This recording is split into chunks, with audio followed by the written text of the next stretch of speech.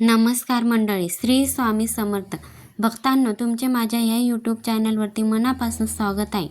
आजचा दिवस तुम्हाला खूप छान सुखाचा जावो, आनंदाचा जावो हीच मी श्री स्वामी समर्थाच्या चरणी मनापासून प्रार्थना करते आणि आजच्या या अत्यंत महत्त्वाच्या व्हिडिओला सुरुवात करते.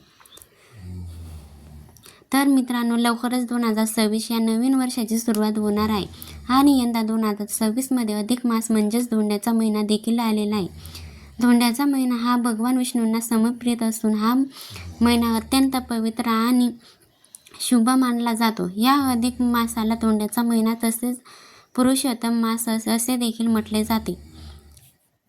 आपल्या हिंदू धर्मामध्ये प्रत्येक महिला आणि प्रत्येक तिथीला एक वेगळी धार्मिक महत्त्व आहे आणि यंदा 2026मध्ये एक अतिरिक्त महिना आला आहे, जो साधारण दर 3 वर्षातून एकदा येतो. अधिक महिना अतिशय शुभ मानला जातो. आध्यात्मिक उपासना आणि भक्तीसाठी हा काळ खूपच श्रेष्ठ मानला जातो.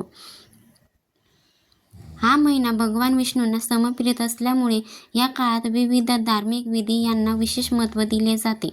अधिक मास हा केवळ एक अतिरिक्त महिना नाही, तर तो आत्मशुद्धीचा आणि नात्यांना नवसंजीवनी देणारा पवित्र महिना आहे. या अधिक मासात मुलींनी विशेष आपल्या आईची ओटी भरावी, असे आपल्या पूर्वजांनी काय सांगितले आहे, यामागे फार खोल अर्थ दडलेला आहे. आई ही साक्षात जननी आहे. तिच्या आशीर्वादात जीवन घडवण्याची शक्ती आहे. अधिक मासात आईची ओटी भरणे म्हणजे आईच्या नात्याचे ऋण मान्य करणे होय. शास्त्रानुसार अधिक मास हा विष्णूचा महिना मानला जातो आणि मुलगी जेव्हा आईची ओटी भरते तेव्हा ती लक्ष्मीला अर्पण केल्यासारखे ओटीमध्ये सुपारी आणि थोडीशी साखर किंवा गूळ ठेवला जातो, कारण हे सर्व समृद्धीचे प्रतीक आहेत. ओटी भरताना मनात कोणतीही अपेक्षा न ठेवता फक्त आईच्या चरणी कृतज्ञतेने नम्र व्हायचे असते. आईच्या डोळ्यात पाहिलेले समाधानाचे अश्रू हेच या विधीचे खरे फळ असते. मित्रांनो, आईची ओटी भरणे हे केवळ एक धार्मिक कर्मकांड नाही, तर ते मुलीच्या जीवनाला मानसिक बळ देणारे कार्य आहे. जेव्हा मुलगी आईच्या पदरात ओटी भरते तेव्हा तिच्या मनातील भावना दूर होते. हे अडथळे हळूहळू कमी होतात, असे अनुभव अनेकांनी सांगितले आहेत. अधिक मासात केलेली ही सेवा विशेष फलदायी ठरते, कारण हा काळ तपश्चर्याचा मानला जातो. आई आनंदी असेल तर घरात सकारात्मक ऊर्जा वाढते. लग्नात अडथळे येत असतील, संसारात ताण असेल किंवा आरोग्याच्या समस्या असतील तर अधिक मासात आईची ओटी भरणे लाभदायी ठरते, असे मानले जाते. या दिवशी आईच्या पाया पडून तिच्या हाताने ओवाळून घ्यावे. आईच्या मुखातून निघालेले आशीर्वाद हे कोणत्याही मंत्रापेक्षा प्रभावी असतात. आईला शक्य असल्यास नवीन वस्त्र द्यावे किंवा तिच्या आवडीची एखादी गोष्ट द्यावी. पण लक्षात ठेवा, वस्तू मोठी असावी असे नाही, भावना मोठी असली पाहिजे. आता अनेक जण विचारतात की अधिक मासात आईची ओटी कधी भरावी. मुलींनी शक्यतो गुरुवार किंवा शुक्रवार हा दिवस निवडावा. सकाळी आंघोळ करून स्वच्छ वस्त्र परिधान करावे आणि आईसमोर बसून तिच्या पायांना स्पर्श करून मनोभावे नमस्कार करावा. ओटी भरताना मनात कोणतीही इच्छा न ठेवता फक्त आईच्या दीर्घ आयुष्याची प्रार्थना करावी. तिच्या आठवणींना साक्षर म्हणून तिला मनोभावे स्मरण करून एखाद्या गरजू स्त्रीची ओटी भरावी. हेही तितकेच पुण्यकारक मानले जाते. अधिक मास हा माणुसकीचा महिना आहे. या महिन्यात नात्याची जपणूक केली तर आयुष्य आपोआप सुखी होते. आई ही पहिली गुरु आहे आणि तिच्या आशीर्वादाशिवाय कोणतेही कार्य पूर्ण होत नाही. म्हणून या अधिक मासात आईला विसरू नका. आईच्या पदरात भरलेली ओटी म्हणजे आपल्या नशिबात भरलेली कृपा आहे. अधिक मासात सौभाग्यवती स्त्रिया आपली जोडवी बदलतात किंवा नवीन जोडवी घेतात. जोडवी हे सौभाग्याचे प्रतीक आहे आणि देवी लक्ष्मीला प्रसन्न करणारे मानले जाते. मात्र जोडवी नेहमी चांदीचीच असावी.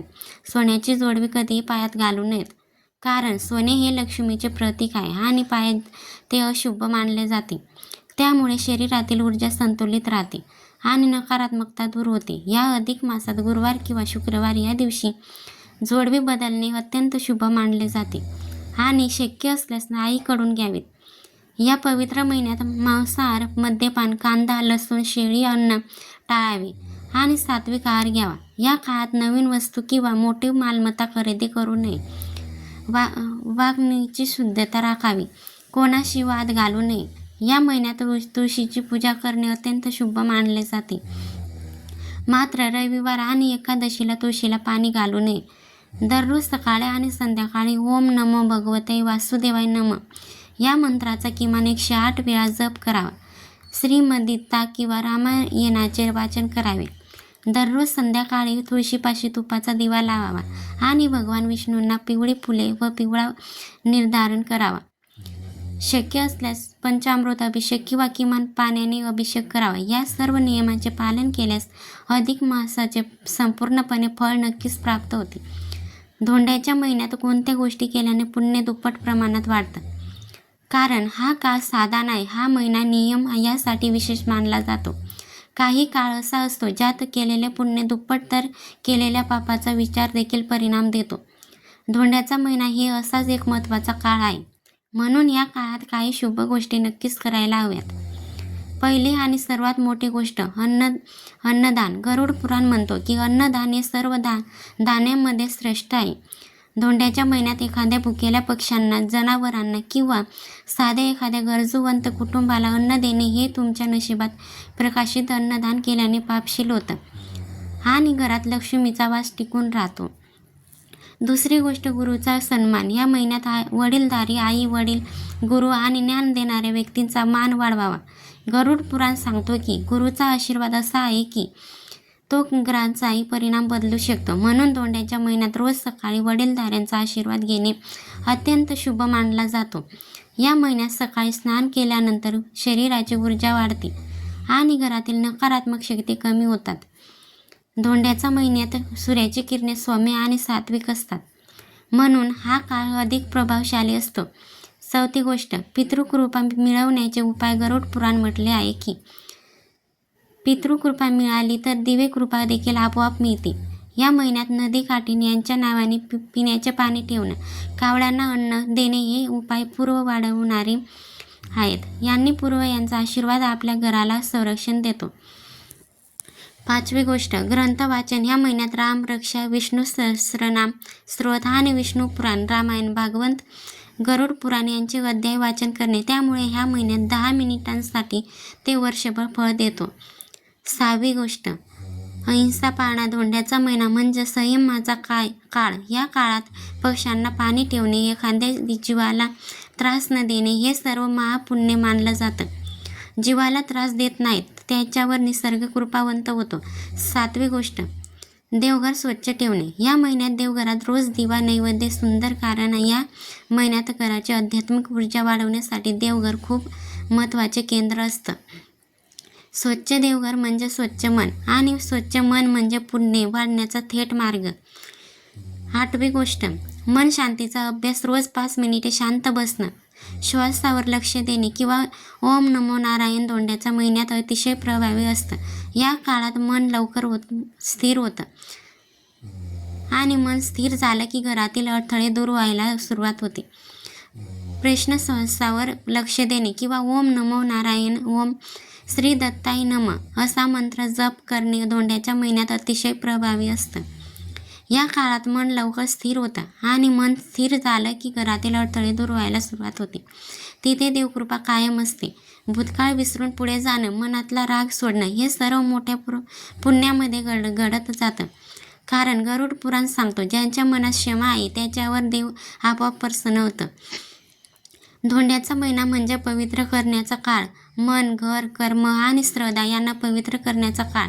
या काळात जितका आपण शांततेने, दयाळूपणे आणि प्रेमाने वागू तितकी देवाची कृपा तुमच्या जीवनात वाढत जाते. या सर्व गोष्टी धोंड्याच्या महिन्यात जरूर करा.